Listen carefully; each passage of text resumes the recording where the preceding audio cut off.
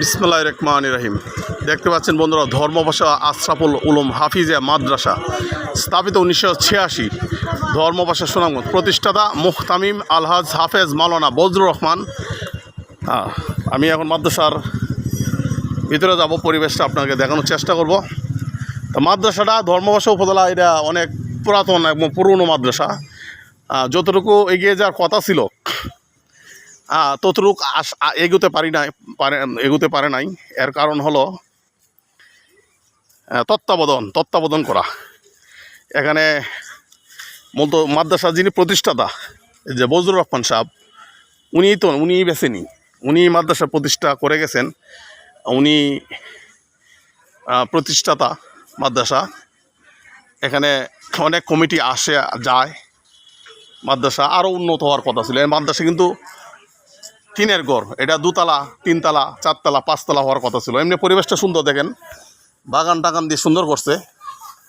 এটা ধর্মভাষা আশরাফুল উলুম হাফিজিয়া মাদ্রাসা। বজলুর রহমান সাহেব এটার প্রতিষ্ঠাতা। মানে প্রতিষ্ঠাতাকালীন থেকে এখন পর্যন্ত যতদূর আগানির কথা, আমরা অতটুকু কিন্তু আগাতে পারে নাই। এই জন্যে যারা তত্ত্বাবধান করে, মাদ্রাসাটা যারা পরিচালনা করেন, ওনারাও কম বেশি দায়ী। কারণ এই মাদ্রাসা যেভাবে পরিচালনা করার দরকার, মাদ্রাসাকে যেভাবে এগিয়ে নিয়ে যাওয়া দরকার, মাদ্রাসার জন্য যতটুকু সহযোগিতা করা দরকার, অতটুকু সহযোগিতা আমাদের হয় নাই। যার দরুন মাদ্রাসাটা এই অবহেলিত পর্যায়ে আছে। কিন্তু মাদ্রাসা পুরাতন মাদ্রাসা বয়স কত? হুজুর আসতে একটু সাক্ষাৎ করেন। হুজুর আসেন। আসসালামু আলাইকুম রহমতুল্লাহ। মাদ্রাসার প্রতিষ্ঠা হল বজলুর রহমান সাহেব। আপনি আসেন ক্যামেরার সামনে, একটু কথা বলেন। না, বজলুর রহমান সাহেব তো আপনি না। এটা তো আমি এত মূর্খ না। এত মূর্খ হলে তো কন্টেন্ট ক্রিয়েটর হওয়া যাবে না। বজলুর রহমান সাহেব মারা গেছেন। এই মাদ্রাসার প্রতিষ্ঠাতা হলো বজলুর রহমান সাহেব। আপনি তো বজলুর রহমান সাহেব না, মাদ্রাসার প্রতিষ্ঠাতা। এখন আপনাকে প্রশ্ন করা হলো মাদ্রাসা বয়স কত? মাদ্রাসা বয়স, সোজা দাঁড়ান, একটু কাছে আসেন। 40 বছর। আপনার মাদ্রাসার শিক্ষকতা বয়স কত? 14 বছর। তা আপনি 14 বছর আগে যতটুকু দেখছিলেন, 14 বছর আগে এসে যতটুকু দেখছিলেন, এর থেকে একটু ইমপ্রুভ হয়েছে, মান উন্নয়ন হয়েছে? 14 বছর আগে এসে টোটাল ছাত্র কত দেখছিলেন? 65-70 টোটাল, মানে শিশু থেকে একদম হাফিজের ক্লাস পর্যন্ত 65-70 জন। এখন কতজন আছে টোটাল?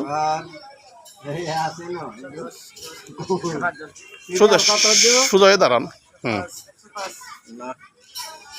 টোটাল কতজন? 110। টোটাল 110। তাহলে একটু মান উন্নয়ন হয়েছে। আপনি আইসা 70 জন পাইছিলেন নাকি? 65-70 জন। আর এখন হয়েছে 14 বছরে 110 জন। তাহলে 70 আর 110 হলো 40 জন। 40 জন বাড়তি। তবে 40 বছরের ইতিহাসে, 40 বছর বয়সে যতটুকু আগানোর কথা অতটুকু আগাইছে আপনি কি মনে করেন? হ্যাঁ, আমিও নামাজে যাবো। আচ্ছা, থ্যাংক ইউ। না, থ্যাংক ইউ যান। না থ্যাংক ইউ, চা খাবো না। আমি এই আসলাম মাদ্রাসাটা প্রতিবেদন করার জন্য আর কি। তো বন্ধুরা, দেখতে পাচ্ছেন মাদ্রাসা, একজন শিক্ষকের সাথে কথা বললাম। মাদ্রাসা যতটুকু আগানোর কথা অতটুকু আগাতে পারে নাই।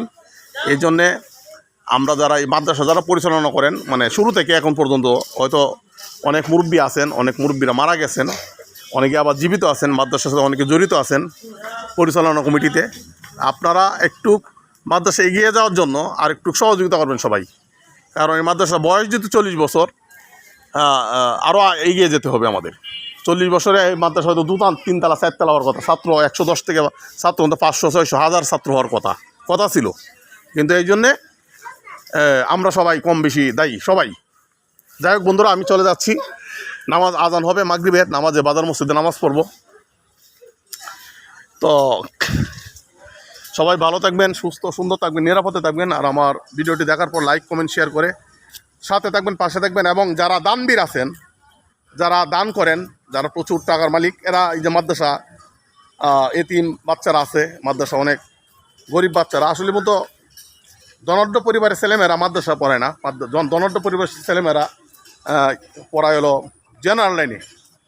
মাদ্রাসা পড়ায় যারা গরিব পরিবারের সন্তান, যারা একটু গাদা ছাত্র, এরা কিন্তু মধ্যে মাদ্রাসা আমরা দেওয়া হয়। যারা একটু ভালো ছাত্র তারা মেডিকেলে পড়ায়।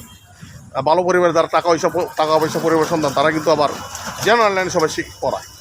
মাদ্রাসা পড়ায় গরিব ছাত্র এবং যারা একটু গাদা গাদা টাইপের ছাত্র ওরাই। যাই হোক, সব আবার গাদা টাইপের না, ভালো মন্দ মিলাই আছে। ভালো থাকবেন বন্ধুরা।